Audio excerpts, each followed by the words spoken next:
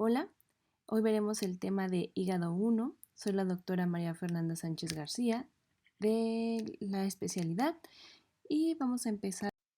Como objetivo tenemos conocer los datos radiológicos en las diferentes enfermedades hepáticas para un diagnóstico y tratamiento oportuno, y así tratar de evitar las complicaciones de cada uno de los pacientes que veremos en clase. Nuestro temario va a dividirse en dos. Va a ser primero las infecciones y posteriormente veremos las enfermedades parenquimatosas. En cuanto a las infecciones, vamos a tener 4 subtemas: la hepatitis viral, candidiasis hepática, absceso piógeno y absceso a mediano.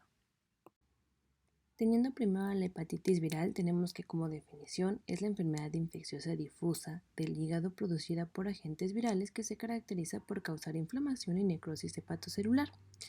Tenemos 5 tipos de hepatitis, recordando que la hepatitis B y la hepatitis C son las que causan enfermedades crónicas, como el carcinoma hepatocelular o cirrosis.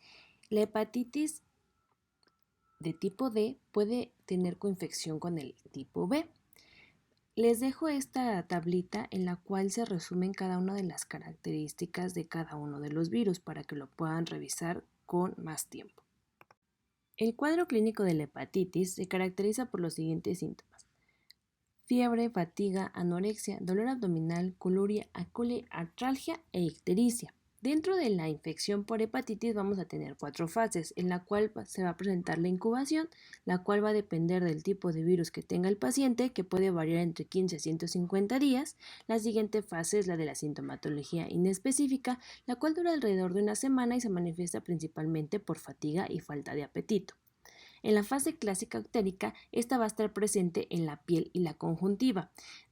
También se puede presentar coluria y acolia, y esta va a durar aproximadamente un mes. Y en la última fase, que es la de la convalecencia, va a tener fin de los síntomas. En cuanto al diagnóstico por imagen, vamos a iniciar. Por ultrasonido encontraremos como datos positivos para la hepatitis viral hepatomegalia, y como en el ejemplo de la imagen podemos observar que es un hígado hipoecogénico con áreas de mayor ecogenicidad que en los espacios perivasculares, esto como signo positivo del cielo estrellado. Y en esta segunda imagen podemos ver el engrosamiento de la vesícula biliar sin litos. Este es un caso de nuestro centro en el cual podemos observar un ultrasonido en escala de grises, un hígado el cual se observa hipoecogénico, que alterna con áreas de mayor ecogenicidad en relación al signo de cielo estrellado. Estas son las hiperecogénicas, son los espacios perivasculares. Y en la siguiente imagen, observando la vesícula, podemos observar ese engrosamiento de hasta 8 milímetros. En los datos positivos que vamos a encontrar por tomografía va a ser hepatomegalia, parénquima heterogéneo, edema periportal, engrosamiento de pared vesicular y un realce heterogéneo. En este ejemplo de tomografía de abdomen en fase contrastada arterial podemos ver el edema periportal, una adenopatía con un reforzamiento importante, la hepatomegalia, y además ese reforzamiento heterogéneo en el cual podemos ver estas zonas de menor densidad. En la fase contrastada en fase venosa podemos observar el engrosamiento de la vesícula y un poco de líquido libre en el subhepático anterior. En la resonancia magnética podemos observar las zonas de necrosis hepática, las cuales se van a observar hipointensas en T1 e hiperintensas en T2. El edema periportal lo vamos a observar como un halo hiperintenso en T2 e hipointenso en T1, y el engrosamiento de la vesícula biliar. En el ejemplo que tenemos de resonancia magnética de abdomen enfatizada en T2, se observa un marcado engrosamiento de la pared de la vesícula, marcado con una flecha y con colapso luminal secundario. A su vez, se observa edema periportal con extensión al ligamento falciforme, señalado con la punta de flecha. Y lo podemos confirmar en esta resonancia magnética en coronal igual enfatizada en T2, en la cual se siguen observando los mismos signos positivos, el engrosamiento de la pared y el edema.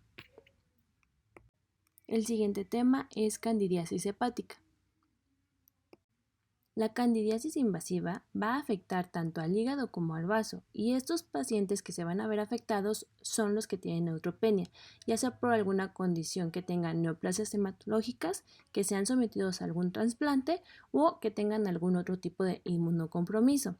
El cuadro clínico se va a caracterizar por tener fiebre de origen desconocido, dolor en hipocondrio derecho y síntomas gastrointestinales.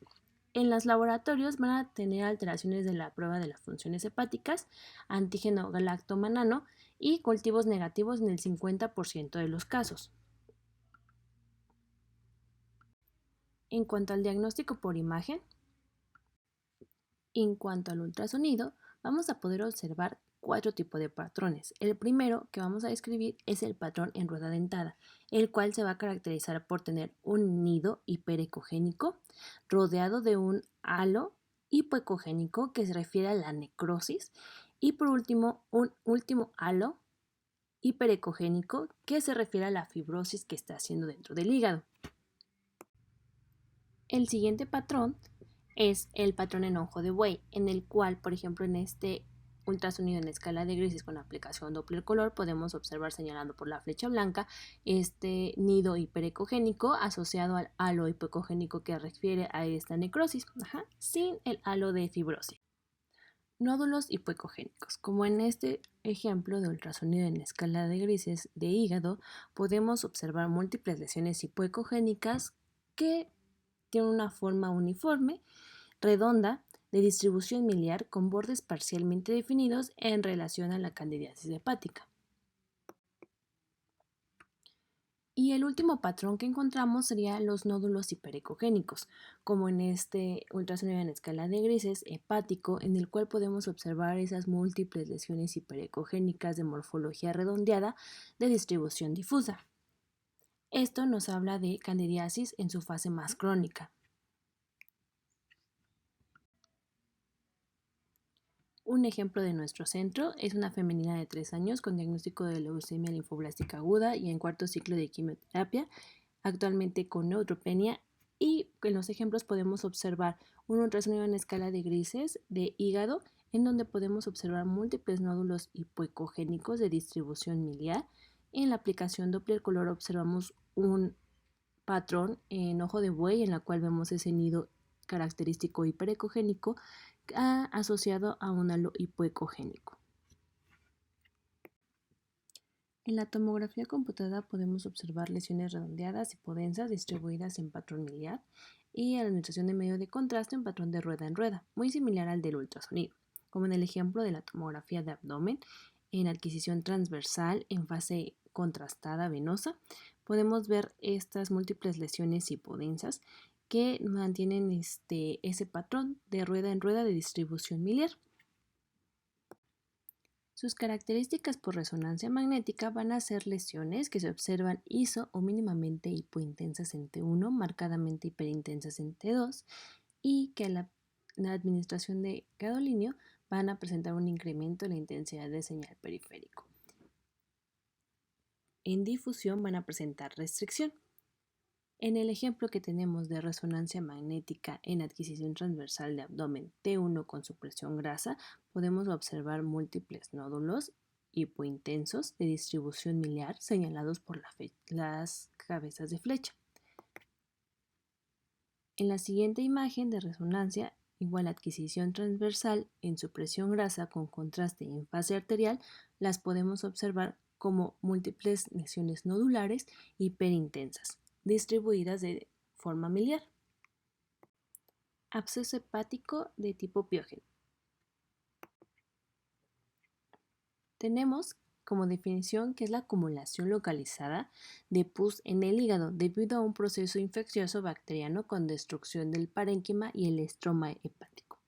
Esta fisiopatología generalmente es como complicación de procesos infecciosos en otros sitios, como puede ser una apendicitis, diverticulitis, perforación de colon, colangitis o una infección umbilical en los pacientes neonatales. Sus agentes etiológicos pueden ser principalmente polimicrobianos, como puede ser E. coli, Klebsiella, Clostridium y bacteroides, y Staphylococcus aureus. Es el tipo de absceso que va a tener mayor prevalencia en los países desarrollados. Sin embargo, van a tener un contexto relacionado con comorbilidades, como puede ser infección en algún otro sitio, enterocolitis, estar inmunodeprimidos, como con diabetes mellitus, con VIH y SIDA, pueden ser pacientes de la tercera edad o en enfermedad renal terminal. En México solamente es la segunda causa. El primero sería el amebiano y supone el 88% de todos los abscesos hepáticos. Su mortalidad va a ser hasta el 15% a pesar del tratamiento, pero también hay que recordar que como se asocia a pacientes con inmunocompromiso, por eso puede incrementar su porcentaje de mortalidad. En cuanto a las características del absceso piógeno, vamos a empezar con su localización, la cual se va a presentar más en el lóbulo derecho hasta en un 65%, lóbulo izquierdo en un 12% y en ambos lóbulos un 23%. La diseminación más común va a ser hematógena y esta se puede presentar ya sea por la vena porta o por las arterias hepáticas. En cuanto a la diseminación biliar, va a ser por una infección ya sea por colangitis ascendente o colecistitis, y también puede haber una inoculación directa, ya sea en el contexto de un trauma penetrante o iatrogénico después de un procedimiento. En cuanto a su tamaño, este puede ser desde pocos milímetros hasta 10 centímetros y también puede llegar a presentar complicaciones como la ruptura.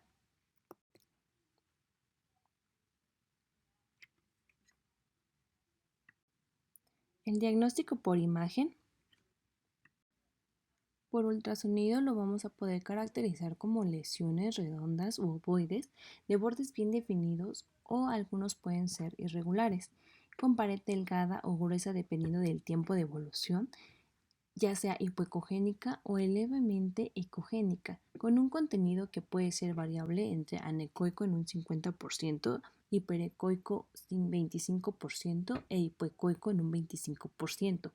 En los ejemplos de ultrasonido que tenemos en escala de grises con aplicación Doppler color, podemos observar una lesión hipoecoica señalada por las puntas de flecha, de bordes regulares bien definidos, con un contenido heterogéneo por estas imágenes de mayor ecogenicidad lineales, y a su alrededor presenta un halo de mayor ecogenicidad.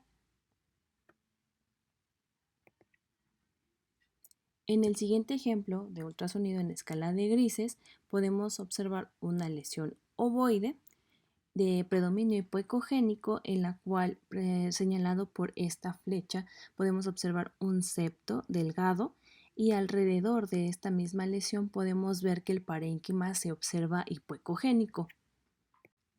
Con el Doppler color vamos a poder observar un flujo vascular aumentado en la pared del absceso y en el parénquima hepático adyacente, como es el caso del ejemplo del ultrasonido en escala de grises con aplicación Doppler color. Podemos observar esta lesión redonda de bordes regulares bien definido que se localiza en el lóbulo hepático derecho de predominio hipoecogénico con presencia de ecos internos. Esto debido a septos y detritus en su interior, y la vascularidad que presenta es periférica. En este caso de nuestro centro es un masculino de 48 años que llega con dolor en hipocondrio derecho y fiebre. Entonces, este ejemplo vemos un ultrasonido en la escala de grises hepático en el cual vemos una lesión ovoide de bordes regulares bien definidos con un contenido heterogéneo de predominio hipoecogénico y que en algunas partes llega a presentar artefacto de reverberancia. En este podemos caracterizar mejor su corte longitudinal de esta lesión ovoide, en la cual se ve mejor su contenido de predominio hipoecogénico que altera con áreas de mayor ecogenicidad puntiformes en relación a detritos y otras más gruesas en relación a septos. Cuando se le aplica Doppler poder a esta lesión, se observa cómo tiene ese incremento de la vascularidad periférica y del parénquima adyacente a esta lesión. En la tomografía, en la fase simple podemos caracterizarlo como una lesión de morfología redonda delimitada por una pared hipodensa y un centro, ya puede ser iso o hipodenso al parénquima. El signo del racimo, se va a caracterizar por ser pequeños abscesos dentro de una cavidad grande, que esta puede estar septada, y alrededor de la misma imagen también podemos llegar a observar esos pequeños abscesos. En el 20% de los casos se puede llegar a observar gas o un nivel hidroaéreo. En este ejemplo de tomografía de adquisición transversal de abdomen en fase simple, observamos estas múltiples lesiones isodensas al parénquima, pero que presentan zonas hipodensas adyacentes en relación a necrosis y edema, estas pequeñas lesiones hipodensas. En las fases contrastadas de la tomografía vamos a poder observar el signo de la doble diana, el realce de los septos internos de la lesión o el realce del parénquima adyacente, en el cual se va a ver mejor en las fases arteriales. Ya en las fases venosas y portales vamos a poder verlo iso o hipoatenuante. En este ejemplo de tomografía, en adquisición transversal de abdomen podemos llegar a observar esta lesión hepática de bordes regulares bien definidos de un contenido heterogéneo, esto debido a que con el paso del medio de contraste se observa este realce septal. En este ejemplo podemos observar que tiene el signo de la doble diana, en el cual se caracteriza por un halo hipodenso seguido por un halo hiperdenso y el contenido líquido del absceso.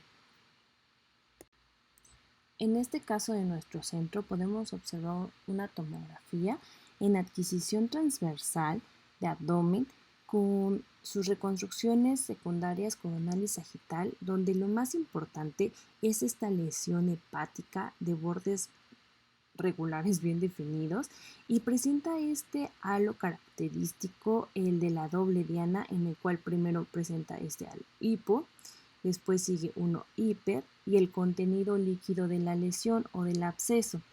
Vemos en las reconstrucciones coronales cómo son múltiples, que pudiera ser positivo al signo del racimo, y en sus reconstrucciones sagitales confirmamos cómo estas múltiples lesiones presentan el signo de la diana. Este absceso fue drenado y se mandó a cultivo, el cual salió positivo para estreptococo. En la resonancia magnética en T1 lo vamos a ver con un centro hipointenso, con el gadolíneo, un realce anular temprano de la pared interna y un realce anular retardado de la pared externa. En T2 lo vamos a poder ver hiperintenso y con un edema adyacente, el cual también se va a ver hiperintenso. Y en la difusión va a presentar restricción de manera central. En este ejemplo de resonancia magnética, en adquisición transversal enfatizada en T2 con supresión grasa, podemos observar esta lesión de morfología irregular de bordes regulares definidos, en la cual se observa hiperintensa que alterna con áreas de menor intensidad de la señal. El siguiente ejemplo nos muestra el signo de la diana de un absceso, en el cual el señalado por la cabeza de flecha se observa hipointenso y la capa más externa es hiperintensa. Aquí también hay una ausencia de señal a nivel del cuello de la vesícula en relación a un lito.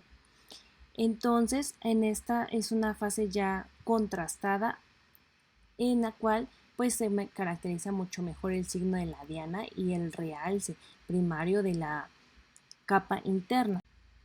El absceso hepático amebiano. En cuanto a la definición de absceso amebiano, vamos a tener que es una acumulación localizada de pus en el hígado producida por entamoeba histolítica, con destrucción del parénquima y del estroma hepático. Y la fisiopatología pues va a tener con una infección primaria en colon y que va a diseminarse a través de la circulación portal, que va a dañar al hígado y va a ser producto de enzimas líticas.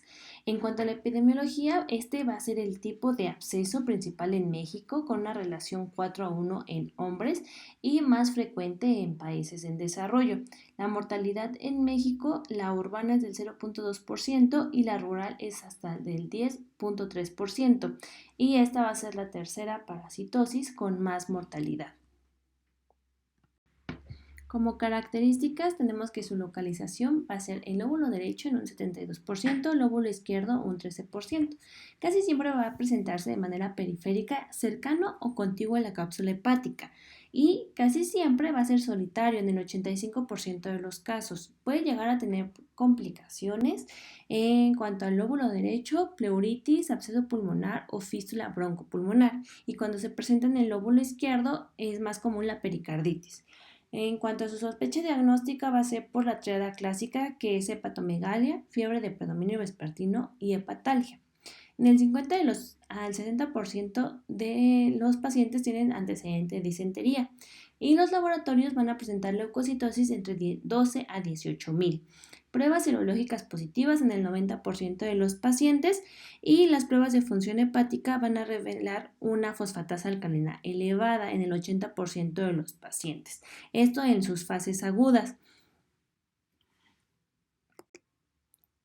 En cuanto al diagnóstico por imagen, tenemos primero la radiología convencional con una radiografía anteroposterior de tórax, en la cual podemos observar elevación del hemidiafragma derecho con atelectasia en el lóbulo inferior derecho. Esto también se relaciona con derrame pleural, y esto puede ser a causa de las complicaciones de absceso pulmonar, derrame pericárdico, una cavitación o un hidroneumotórax. En el ultrasonido la vamos a poder observar como una lesión única, redonda u ovalada, localizada en la periferia colindante con la cápsula hepática, debajo del diafragma.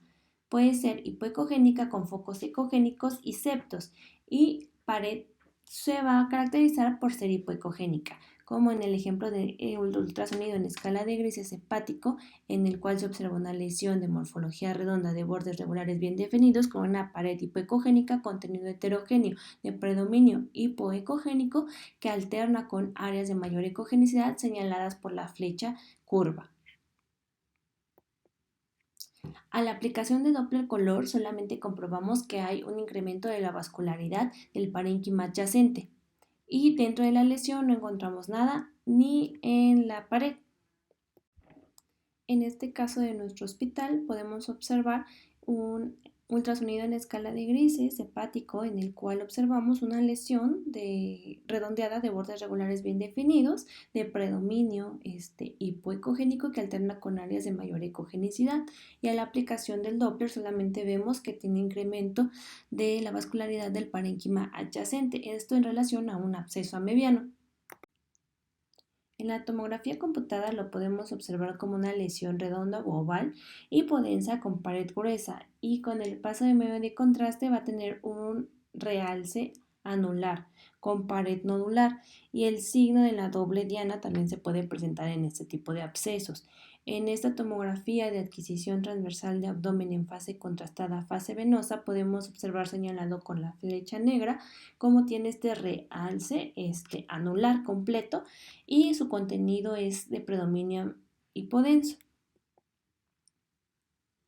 En esta igual es una fase contrastada pero arterial, en el cual se caracteriza de mejor manera el signo de la doble diana, en la cual vemos señalado por la flecha blanca recta un halo hipodenso, y la segunda capa más interna se ve hiperdensa y el contenido completamente hipodenso.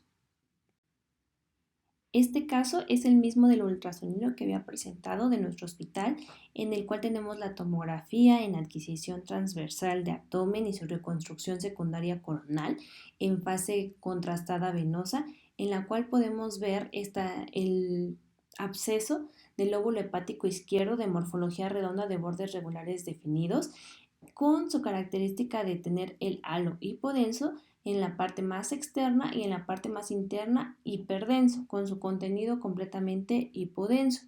También tiene algunas áreas de edema del parénquima adyacente y se confirma con la reconstrucción coronal esta misma morfología.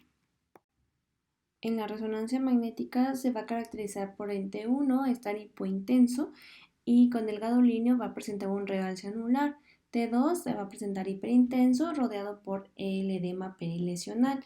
En el ejemplo tenemos un T1 con administración de gadolínio en fase arterial, en el cual señalado por la flecha blanca vemos este realce anular completo. Y en la siguiente imagen de resonancia magnética enfatizada en T2 con saturación grasa, vemos la misma imagen de morfología redonda de bordes regulares, igual con un rodeado por el edema perilesional. En esta tabla dejo las características de cada uno de los abscesos para su correcto diagnóstico y pues lo pueden checar posteriormente. Aquí están. En cuanto a la terapéutica, tenemos que va a ser un tratamiento farmacológico en la mayoría de los abscesos y también tenemos la opción del drenaje percutáneo, el cual va a ser en la mayoría de los abscesos piógenos. En el amebiano solamente vamos a tener ciertas indicaciones, las cuales va a ser persistencia de síntomas a pesar del tratamiento, datos de ruptura inminente, que tenga una localización en el lóbulo derecho, en mujeres embarazadas, que tenga contraindicación para la ingesta de metronidazol y que ya tenga complicaciones pleuropulmonares. En el ejemplo que tenemos es un ultrasonido en escala de grises con un absceso en el lóbulo hepático del lado derecho de morfología redonda de bordes regulares bien definidos, en el cual se observa un nivel líquido en su interior. Y en la siguiente imagen ya vemos cómo este ya tuvo un drenaje percutáneo y se ve el desplazamiento de la aguja para su drenaje. En esta segunda parte de la exposición veremos la enfermedad parenquimatosa, en primer lugar la esteatosis y segundo la cirrosis. Empezando con la esteatosis hepática. En cuanto a la esteatosis hepática, su definición la vamos a ver como la acumulación excesiva de grasa en el hígado en forma de triglicéridos. Histológicamente, esta infiltración debe ser mayor al 5% de los hepatocitos. Es la principal enfermedad crónica del hígado, hasta en un 75%, con mayor presentación en hombres que en mujeres. Y esta va a ser un factor de riesgo independiente para enfermedad cardiovascular y contribuye a la aparición de diabetes mellitus tipo 2. Entonces, la estetosis simple la vamos a entender como esa acumulación excesiva de grasa y esta se puede llegar a transformar en esteatohepatitis, que esta sería una complicación necroinflamatoria de la estetosis hepática persistente. Y esta va a constituir la principal vía por la cual la estetosis hepática puede progresar a cirrosis. Esto solamente se va a presentar en el 5% de las estetosis simples y 7% de los pacientes que ya tienen esteatohepatitis van a desarrollar cáncer a los 10 años. En cuanto a la fisiopatología, vamos a tener la hipótesis del doble impacto, en el cual primero va a aparecer la resistencia a la insulina, lo cual va a incrementar la lipólisis y esto a su vez va a incrementar mayor flujo de ácidos grasos libres hacia el hígado. El segundo impacto será cuando la acumulación de lípidos llegue a ser tóxica.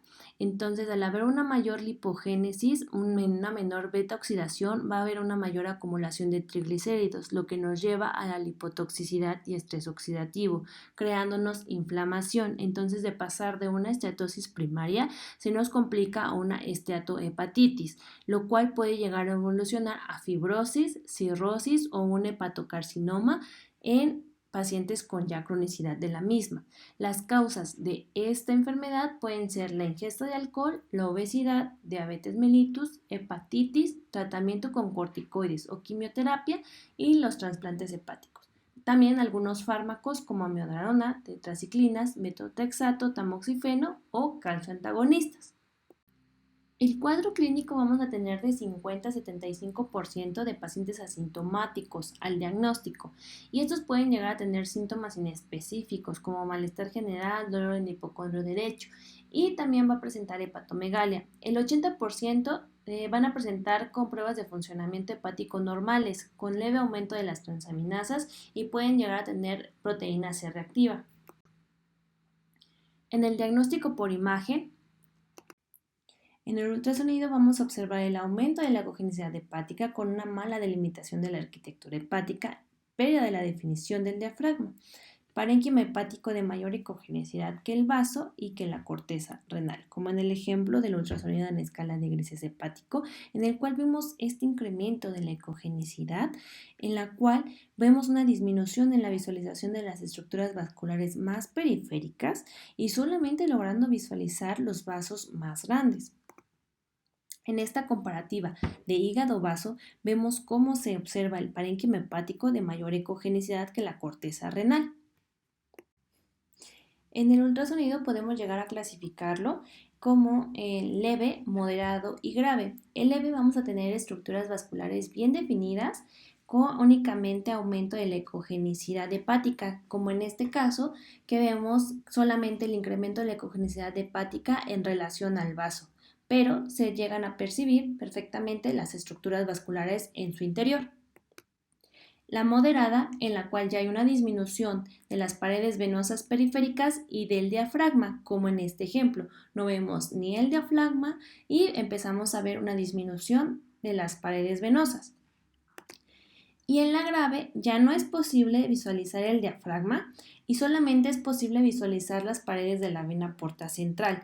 Y en esta imagen pues podemos llegar a ver la comparativa con el riñón, en la cual pues sí se ve muy incrementado la ecogenicidad hepática y ya no vemos de estructuras vasculares. Justo este corte no se ve la porta, pero sería el único vaso que podríamos caracterizar en esta fase de la cronicidad. En la tomografía computada en fase simple vamos a encontrar un hígado mínimo 10 unidades menores al vaso, un hígado con densidad menor a 40 unidades Hounsfield, vasos intrahepáticos hiperdensos en relación al parénquima, en una fase contrastada portal un hígado con menos de 36 unidades Hounsfield respecto al vaso. En esta imagen de tomografía de abdomen en fase contrastada con fase portal y con contraste vía oral podemos observar la diferencia que tenemos entre la densidad hepática de 15 unidades y del vaso de 40 unidades. En este ejemplo podemos observar que hay un tipo de esteatosis focal en la cual se observa hipodenso en relación con el parénquima adyacente, además como unas lesiones esféricas y ovaladas en otros segmentos hepáticos en relación igual a esteatosis focal. En el ejemplo que tenemos de nuestro centro, tenemos una tomografía en fase simple, en la cual vemos el hígado con una densidad de 32 unidades Hounsfield y el vaso con 47 unidades Hounsfield. Entonces, pues sí se ve la diferencia mayor a las 10 unidades que debemos de tener. En la resonancia magnética nos podemos apoyar de secuencias de dentro y fuera de fase, que es una técnica de saturación de la grasa que se utiliza con una secuencia ecodegradiente potenciada en T1. La grasa, al tener un T1 corto, la veremos hiperintensa en secuencias potenciadas en T1 y con señal intermedia en secuencias potenciadas en T2. Lo que deseamos estudiar o demostrar es la presencia de protones de grasa y agua en un determinado espacio, estructura o región anatómica. Se utiliza un mismo tiempo de repetición pero diferentes tiempos de eco. Los protones de la grasa y el agua van a comenzar en la misma fase. En el momento en que comienza el pulso de radiofrecuencia van a tener una menor frecuencia de precesión diferente y comienzan a desfasarse. En un tiempo determinado los protones se encuentran en fase opuesta a los 180 grados, uno respecto al otro. Pero pasado otro determinado tiempo se volverán a encontrar a los 360 grados, ambos, y así sucesivamente hasta que el tiempo que hemos determinado para obtener ambas fases se quede. Cuando decimos que las secuencias se encuentran en fase, significa que tanto la intensidad de la grasa como la del agua se suman. Y cuando decimos que la secuencia se encuentra en fuera de fase, la intensidad de la grasa y del agua se restan, produciendo una pérdida de la señal de los voxeles que contienen grasa y agua. Estas secuencias nos permiten detectar lesiones que muestren grasa coexistiendo con agua, es decir, que presenten grasa microscópica. Entonces, en una resonancia con T1 en fase con eco de gradiente, vamos a ver un hígado con señal aumentada respecto al vaso.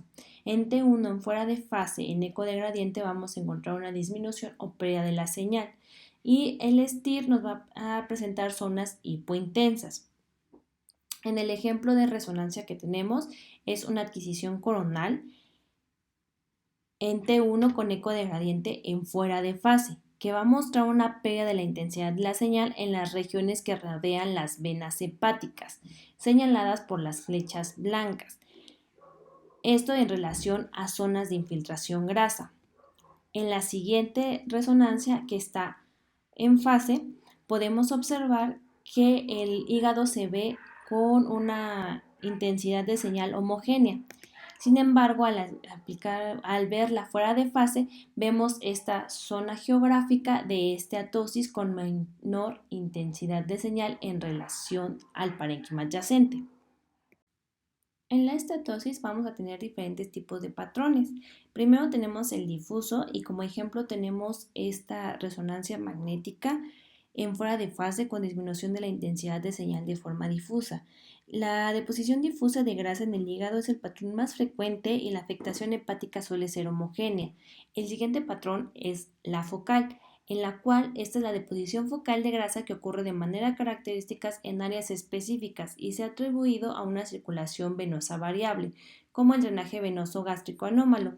En esta tomografía, en adquisición transversal con contraste en fase arterial, muestra regiones hipoatenuantes de acumulación de grasa focal adyacentes a los ligamentos falciformes y venosos y de la porta hepática. Y adyacentes al ligamento falciforme. El patrón multifocal se caracteriza por tener múltiples focos que dispersos en ubicaciones atípicas por todo el hígado.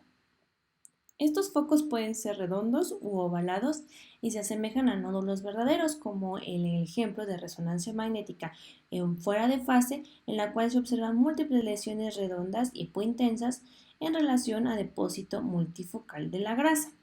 El patrón perivascular, este patrón se caracteriza por halos de grasa que rodean las venas hepáticas, la vena porta o tanto la hepática como la porta. Esta es una configuración similar al tranvía tubular o un anillo redondo para los vasos en un curso perpendicular al plano de la imagen. Otro ejemplo de patrón puede ser el subcapsular, en el cual este se presenta como resultado de un depósito de grasa que se va a manifestar en el peritoneo, que se van a presentar como nódulos de grasa discretos en una región periférica de la grasa confluyente. Ahora veremos la cirrosis hepática. En cuanto a la definición de la cirrosis hepática, va a ser la alteración difusa de la arquitectura del hígado por fibrosis y nódulos de regeneración, resultado clínico y patológico de una lesión hepática crónica multifactorial. En cuanto a su epidemiología, se va a presentar mayormente en hombres que en mujeres y se estima que en México hay 1.5 millones de personas con cirrosis y para el 2050 habrá cerca de 1.9 millones. La mortalidad por cirrosis ocupó el sexto lugar en México con un 3.6% en el 2021 y ocupa el séptimo lugar como causa de mortalidad global, particularmente en las poblaciones entre 22 y 55 años. La más prevalente es la asociada al consumo de alcohol. Es la etapa final de todas las hepatopatías crónicas y sus causas más comunes van a ser alcohol del 60 al 70%, la infección por hepatitis B y C, hígado graso no alcohólico y el origen autoinmune. Dentro de la fisiopatología tenemos que esto se va a dar por un deterioro circulatorio que promueve inflamación, posteriormente regeneración y fibrosis, esto siendo un círculo vicioso y empeorando cada vez más el hígado. Tenemos los nódulos de regeneración en compuesto de hepatocitos benignos que se produce como respuesta a estímulos que se producen en la cirrosis y los nódulos displásicos, que estos nódulos de hepatocitos rodeados de fibrosis con signos de displasia pero sin criterios de malignidad, frecuentemente mayor a 10 milímetros. En cuanto a la clasificación microscópica tenemos la micronodular y macronodular. La micronodular se presenta en la cirrosis hepática alcohólica y por hemocromatosis. Estos nódulos son de forma difusa, menores de 3 milímetros, con finos septos fibrosos, y la macronodular es casi siempre por hepatitis viral y son mayores de 3 milímetros, con septos gruesos y fibrosis, más insuficiencia hepática e hipertensión portal. Como cuadro clínico vamos a tener astenia y adinamia, telangiectasias, eritema palmar, hipertrofia de la parótida, acropaquia, hepatoesplenomegalia, atrofia testicular, ginecomastia, amenorrea, anormalidad de distribución del vello y en los más avanzados, hipertensión portal, ictericia, ascitis y encefalopatía. El sistema más usado para la clasificación del grado de disfunción hepática clínico y laboratorial es por la clasificación de Chaipur, en la cual vamos a tomar en cuenta la bilirrubina total, la albúmina sérica y el INR, tiempo de protrombina, ascitis y encefalopatía hepática. De acuerdo a eso, le vamos a dar unos puntajes y lo vamos a clasificar en A, B o C. El diagnóstico por imagen. En el ultrasonido lo vamos a tener como una superficie hepática con contornos nodulares y borde hepático romo, con hipertrofia del lóbulo caudado y segmento lateral del lóbulo izquierdo, atrofia del lóbulo derecho y segmento lateral del lóbulo izquierdo, con incremento de su ecogenicidad y puede llegar a presentar los nódulos de regeneración iso o hipoecogénicos. Si más de 1 centímetro, estos son displásicos. En el ultrasonido en escala de grises podemos observar cómo el hígado se observa heterogéneo con hipertrofia del lóbulo caudado e hipotrofia del lóbulo izquierdo hepático. En este ejemplo vemos cómo el hígado se observa con nodularidad en sus bordes y crecimiento del lóbulo caudado. En este ultrasonido vemos ascitis alrededor del hígado, el cual se observa hiperecogénico con nodularidad de sus bordes. Igual en el ultrasonido, como signos de hipoalbuminemia, podemos observar la pared de vesícula biliar e intestino edematosa. Por el Doppler, una vena porta con incremento de su pulsatividad y disminución en su velocidad y un flujo hepatofugo, arteria hepática con dilatación y con aumento de su flujo. En este ultrasonido en escala de grises con aplicación Doppler color podemos observar cómo el flujo es hepatofugo en la vena porta. Una herramienta útil que podemos utilizar en el ultrasonido es la elastografía. La elasticidad de un material se describe su tendencia a recuperar su tamaño y forma original después de haber sido sometida a una fuerza o tensión de la deformación. La elastografía se refiere como una técnica de imagen que cuantifica la elasticidad de los tejidos biológicos. La mayoría de las técnicas miden la velocidad de propagación de las ondas mecánicas que se propagan dentro del tejido para calcular los parámetros de rigidez. Un tejido más rígido persiste la deformación y da como resultado una propagación más rápida de las ondas mecánicas, de tal forma que la velocidad de propagación de la onda es directamente proporcional a la rigidez del tejido. En el hígado se puede utilizar la elastografía transitoria unidimensional, que es capaz de medir 1 centímetro de ancho y 4 centímetros de largo, con una profundidad de la medición entre 2 a 6 centímetros por debajo de la superficie de la piel.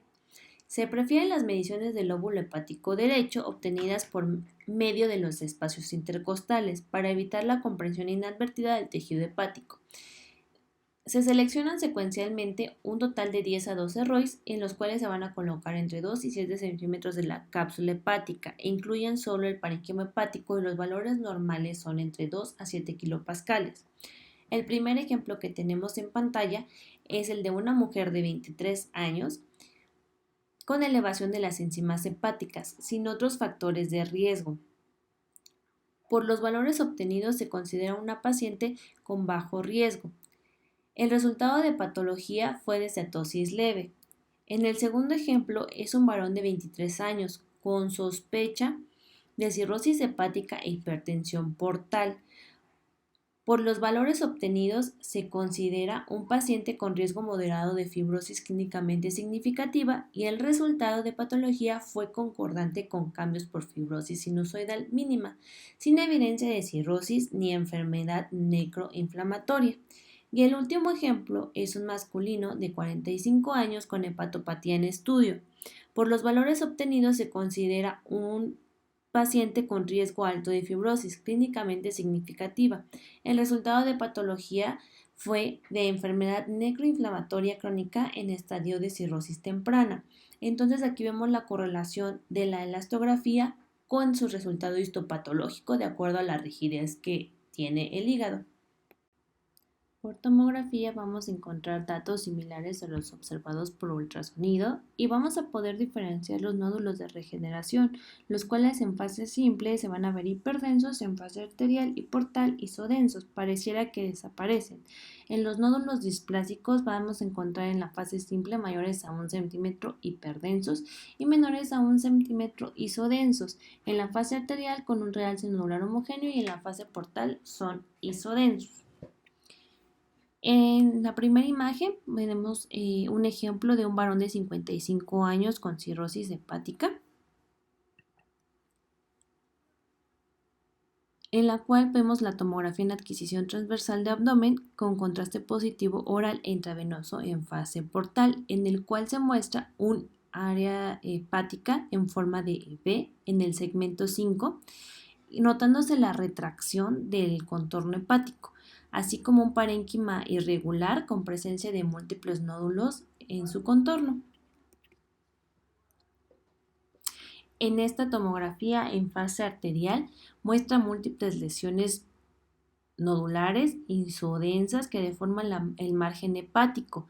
Estos nódulos son regenerativos y macronodulares debido a cirrosis inducida por alcohol, además de que vemos unas grandes placas de ateroma a nivel de la aorta.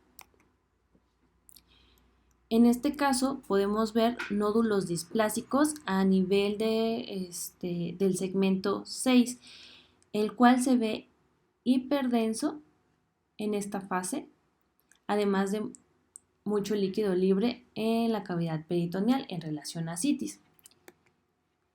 Y en la fase de eliminación podemos observar cómo estos nódulos desaparecen. Entonces esto nos hace sospechar más de nódulos displásicos en los cuales tiene un reforzamiento en la fase arterial y se vuelven isodensos en las fases de eliminación o portales. En este caso de nuestro hospital de tomografía de abdomen, de adquisición transversal, en fase simple podemos observar como dato positivo el abundante líquido en la cavidad peritoneal y la disminución de volumen del hígado, tanto del lóbulo hepático del lado derecho como del izquierdo. Esto en relación en un paciente con cirrosis hepática. En las imágenes de tomografía computada también podemos sacar la relación lóbulo caudado-lóbulo derecho, la cual debe de ser mayor a 0.65 para que tenga un 100% de especificidad para cirrosis. ¿Cómo lo vamos a sacar? Primero se va a trazar una línea paralela al plano medio sagital a través de la pared lateral derecha de la primera bifurcación de la vena porta derecha, la cual sería esta primera línea. De acuerdo a esta línea vamos a medir dos distancias, las cuales son perpendiculares. La primera es trazada hacia el margen más medial del lóbulo caudado y la otra hacia el margen lateral del lóbulo derecho. Es esta línea. Estas dos distancias se dividen como lóbulo caudado y lóbulo derecho. Entonces, lóbulo derecho y lóbulo caudado, con esto sacamos este índice. A su vez, en este ejemplo se sacaron el valor del diámetro de las venas hepáticas, como en este ejemplo. Una midió 2.5 la del lado derecho, 2.6 la media y 2.7 la izquierda. La suma de estas dieron 7.8. Los vasos divididos por el índice caudado derecho es igual a la puntuación de fibrosis por tomografía, que en este caso está por debajo de 20. Cuando está por debajo de 20 nos indica cirrosis. Si estuviera por debajo de 24 sería una fibrosis.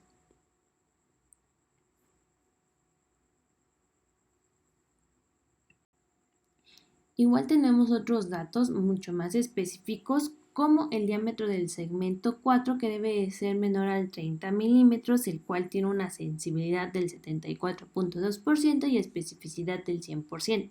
La fosa vesicular agrandada, en la cual esta tiene una sensibilidad del 68% y especificidad del 98%. La cisura posterior, una sensibilidad del 72% y especificidad del 98%, y un hilio periportal mayor a 10 milímetros con una sensibilidad del 93% y especificidad del 92%.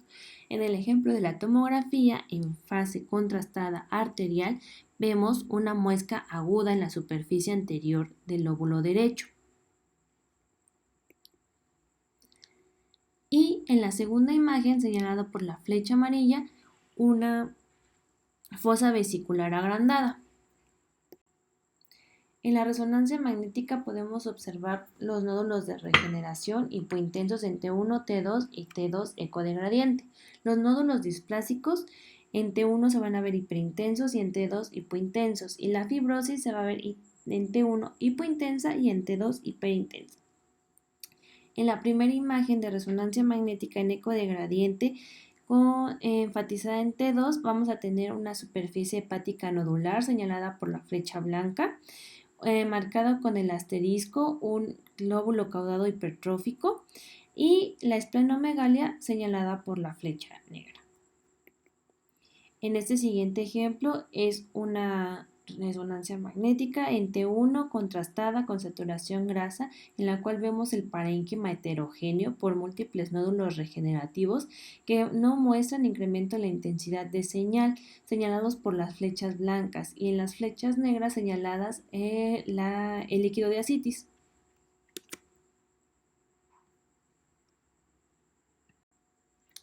En la resonancia magnética también tenemos la elastografía, la cual se va a tratar de una transmisión de ondas longitudinales de baja frecuencia, aproximadamente 65 Hz, por medio de un instrumento colocado sobre la pared costal frente al hígado.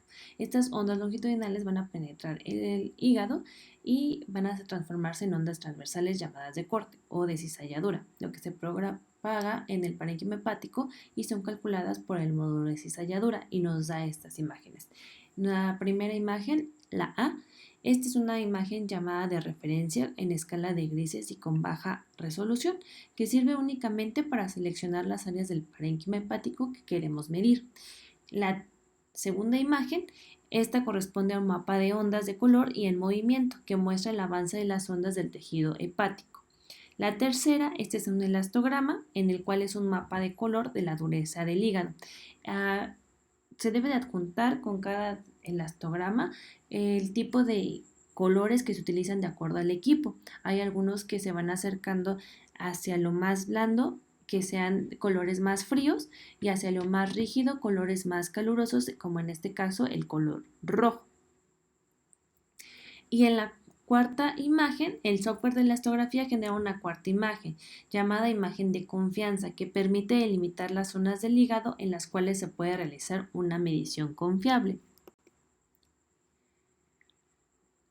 Por lo general se dibuja un ROI en cada una de las 4 imágenes y se informa la rigidez media. Las áreas de baja confianza estadística también suelen excluirse de la medición informada. Entonces tenemos dos tipos de medidas, que puede ser la cualitativa y la cuantitativa. La cuantitativa cuando ponemos nuestro ROI y la cualitativa cuando vemos por el mapa de color la rigidez del hígado. El hígado normal debe de ser blando y elástico con una dureza promedio de 2 a 2.44. Aquí lo pusieron como menor a 2.5 normal y en de 2.5 a 2.9 como normal o con una inflamación crónica. Y con estadio de fibrosis de 1 a 2 con 2.9 a 3.5 y de 3.5 a 4.0 en un estadio 2 a 3 y de 4.5 a 5 un estadio 3 a 4 y más de 5 estadio 4 para cirrosis o fibrosis. Vamos con la hipertensión portal, el último tema de esta exposición. La hipertensión portal la vamos a definir como una presión venosa mayor a 5 milímetros de mercurio. Esta se va a hacer significativa cuando es mayor a 10 milímetros y vamos a tener que la fisiopatología va a ser una presión portal es igual a flujo sanguíneo por la resistencia. Y en el caso de la hipertensión portal se produce por un incremento de la presión en el árbol portal por dos factores primordiales. Resistencia en su paso por el hígado, incremento en el volumen flujo minuto sobrepasando la capacidad normal del hígado para el manejo de un superávit de volumen, el incremento de la resistencia portal vascular al flujo, que incrementa la presión portal. Esto va a reducir el pasaje efectivo de la sangre a través del hígado y va a propiciar una búsqueda de la fuga o de este volumen retenido, creando nuevas rutas. En este caso serían las colaterales. Todo este fenómeno se produce con el único fin de que llegue la sangre portal a la circulación sistémica, evitando el paso por el hígado.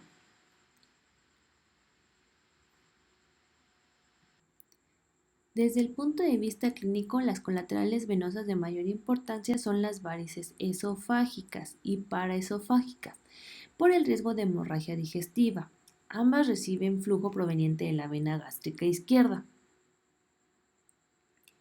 la cual se divide en ramas anteriores para suplir a las varices esofágicas y ramas posteriores para las paraesofágicas. De acuerdo al gradiente de presión venosa hepática vamos a poder tener ciertas complicaciones. Lo normal, como ya había comentado, va a ser menor a 5 milímetros.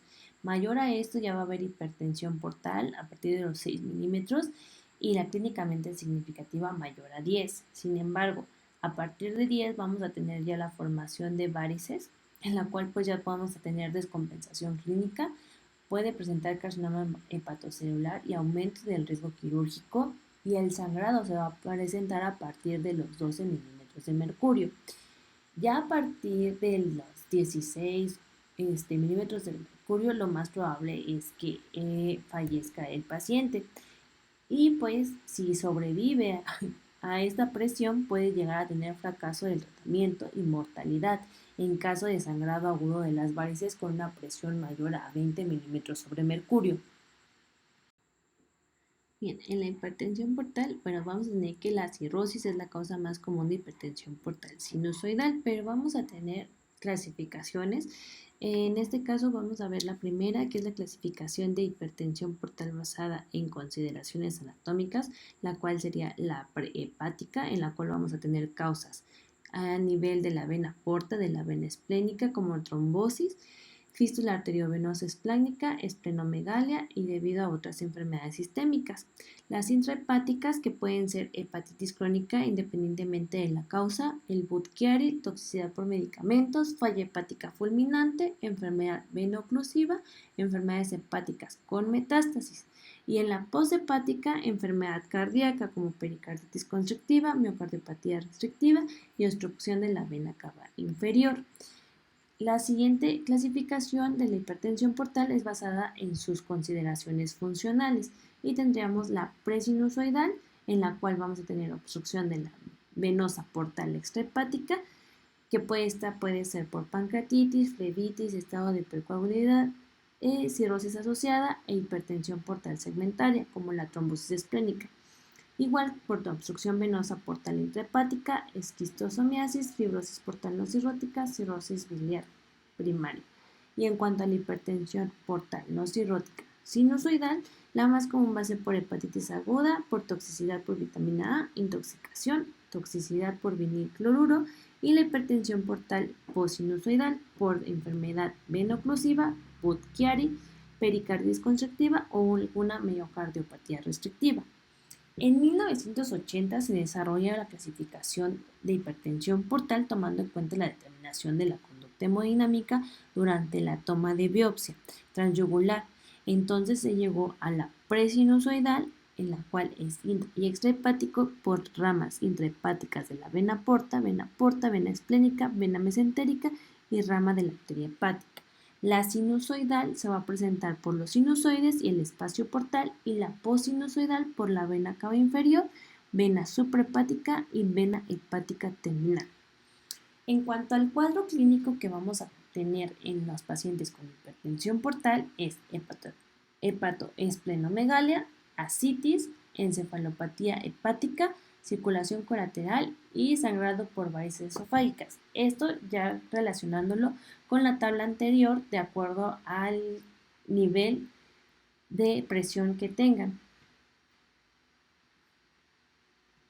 En el diagnóstico por imagen, en ultrasonido por escala de grises vamos a encontrar alteración difusa de la ecotextura hepática con o sin discreto aumento de la ecogenicidad, irregularidad de los contornos hepáticos, ascitis, redistribución del volumen hepático con una disminución del lóbulo derecho y segmento medial del lóbulo izquierdo, e hipertrofia del lóbulo caudado y del segmento lateral del lóbulo izquierdo, además de esplenomegalia. Entonces, en los ejemplos que tenemos de ultrasonido en escala de grises podemos observar un incremento del diámetro longitudinal del vaso hasta de 150 milímetros. Y en la imagen inferior vemos cómo el hígado se encuentra de unos bordes prácticamente lobulados, disminución de su tamaño y una ecotextura hepática incrementada en su ecogenicidad. En el ultrasonido con Doppler podemos observar ya sea el incremento del diámetro de la vena porta mayor a 1.3 centímetros, como en nuestra imagen A en escala de grises vemos un diámetro de la vena porta de 1.6 centímetros. El diámetro de la vena esplénica o mesentérica mayor a 1 centímetro, ausencia de cambios en el diámetro espleno-porta con la inspiración profunda, velocidad media porta menor a 12 centímetros. En nuestro ejemplo del lado B vemos como este espectro de la vena porta tiene una velocidad de 14.6 centímetros, un índice congestivo mayor a 0.12 centímetros por segundo, inversión del flujo portal, colaterales portosistémicas, como en el ejemplo de la imagen D, en la cual podemos observar varias colaterales. La vena coronaria mayor a 0.6 centímetros, una vena paraumbilical mayor a 0.3 centímetros y esplenomegalia, diámetro cefalocaudal mayor a 13 centímetros. Y en esta imagen de la C podemos observar el signo del renacuajo, en la cual hay una dilatación de la vena gástrica izquierda mayor a 6 centímetros y la inversión del flujo hepatofugo. En la tomografía también podemos ver como datos positivos una vena porta mayor a 13 milímetros, recanalización de la vena paraumbilical, vasos colaterales portosistémicos, varices esofágicas, esplenomegalia y ascitis. En este primer ejemplo de tomografía, en una reconstrucción secundaria sagital de abdomen, señalado con la flecha roja, vemos unas varices paraesofágicas que se ven de morfología tortuosa a nivel del esófago distal que comunican con la vena porta a través de la vena gástrica izquierda. En esta segunda imagen de adquisición transversal en fase contrastada, fase arterial, y parece que tiene una reconstrucción de máxima intensidad, vemos la repermeabilización de la vena umbilical con un hígado pequeño, heterogéneo, con bordes nodulares y con signos de hipertensión portal, destacando una importante cantidad de líquido en la cavidad peritoneal en relación a ascitis. En este último ejemplo de una tomografía en adquisición transversal con medio de contraste en fase venosa, podemos observar múltiples trayectos vasculares posteriores al corazón dependientes del esófago en relación a varices esofágicas. Como conclusiones, debemos de conocer los patrones de las enfermedades infecciosas hepáticas y así podemos disminuir el tiempo para un abordaje específico. Debemos de tener la adecuada estratificación de la estatosis hepática, esto para favorecer el diagnóstico y tratamiento oportuno y evitar su progresión a complicaciones como la cirrosis y el carcinoma. También es importante identificar los cambios por imagen que se presentan en la hipertensión portal para evitar las complicaciones y disminuir la mortalidad. Muy bien, eso sería todo. Les dejo mi bibliografía para que la puedan revisar con tiempo y muchas gracias.